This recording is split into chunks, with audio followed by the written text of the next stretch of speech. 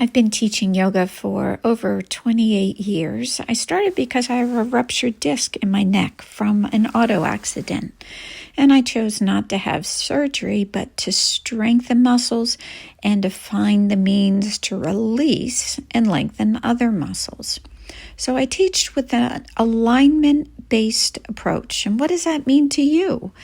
What it means is we'll figure out how you can stand best so the spine is upright and you've got mobility in your hips and your shoulders, even in your ankles. So join me on a yoga retreat because we will spend a week building on these concepts. I've also done a lot of work in the nutrition area. Some of it's homeschooled and some of it is working in a medical office. So I picked Bodhi Tree Yoga Resort because the food is amazing. It's spa-like food. So you'll be nourishing yourself with local fresh food. We'll be moving every day. This is just one of the beautiful yoga shalas. This is the open air shala. There's others that are closed. One is kind of got a cozy, darker jungle vibe, and the other one is closed with big windows that can open, and we can see the sunset from there.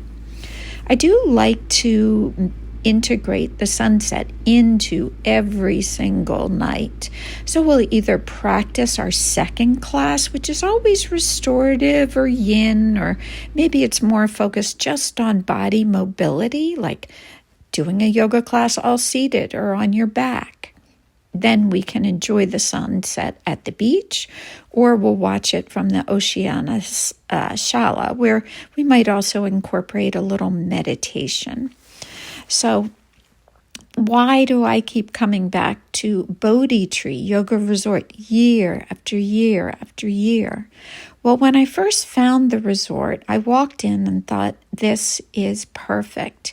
It's beautiful. It's elegant. It has high thread count sheets. It has beautiful products in each room for shampoo and conditioner. Then, when I went to see other resorts, none of them quite matched up because not only is it a beautiful, luxurious resort, but the people are so friendly and warm and opening and accepting. There's also a bar. Some of us want to be super clean the week we're in Costa Rica and go through a whole detox, which might mean the clean food and detoxing our liver. And others maybe want to have a drink after our afternoon class before dinner. So whatever your choice is, all are welcome, and it's a beautiful place to enjoy.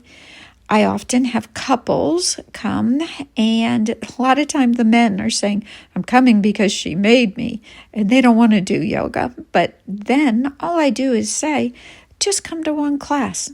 Park your mat in the back of the studio, and if you want to slip out, just leave.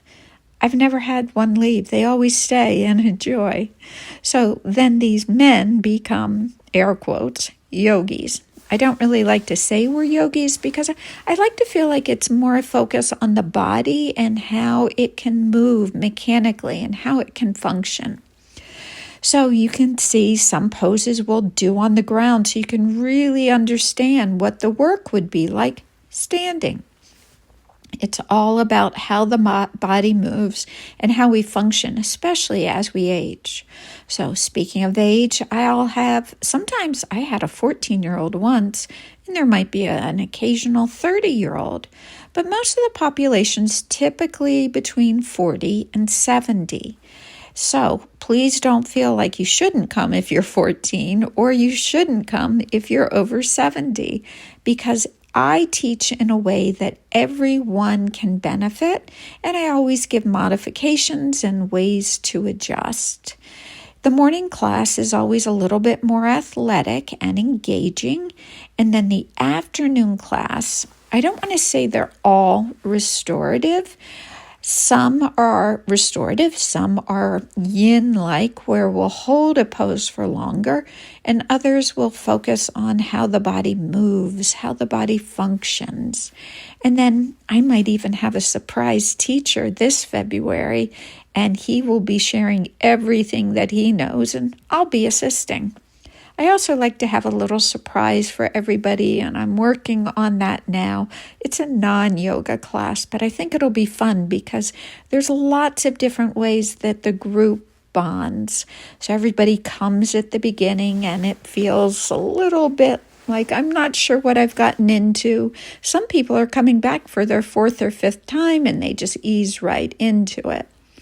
But for those who are new, by the end, it's like everybody is best friends and they can't wait to come back the next year and see each other the next year. Or they say, oh, I'd really like to come to a different retreat of yours at a different location. In October 2026, that will be in the Azores. Those are volcanic islands in the Atlantic, and they're sort of between Portugal and Boston. So check that out. Both of the retreats, I have a couple spaces because I added some extra rooms to Costa Rica at Bodhi Tree in Nosara. So that's on my website at bethgrahamwellness.com. And the Azores is there too. The Azores is another beautiful eco-sustainable resort. It has amazing food. We're going to hike to thermal baths, and we're also going to have a little bit of a foodie experience, like a food and wine tour. But you don't need to drink wine or beer to enjoy it. You just need to like to eat. All right, so find my website again, bethgrahamwellness.com, and join me.